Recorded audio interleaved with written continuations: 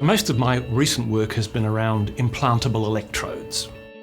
The first problem I tackled was creating what turned out to be a compact model using fractional differentials of the electrode-electrolyte interface, which means nothing to anybody, but the bottom line was people making an implant, and when I say implant, I mean think pacemaker, spinal cord stimulator, deep brain stimulator, and you need to be able to simulate what it's going to be like before you build it. And they wanted to know what the impedance of the electrode looked like, and they needed a very exact answer.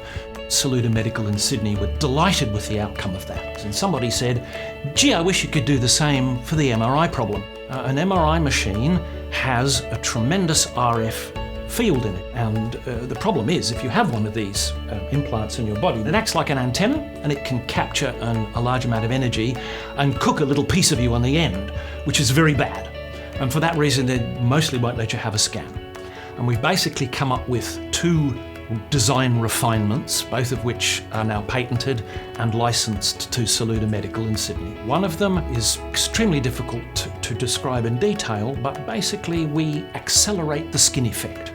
The skin effect's a phenomenon that usually annoys engineers because it makes pieces of wire work worse at higher frequencies. We've found some modifications, surface processing to the metals, which causes this horrible skin effect to be even worse.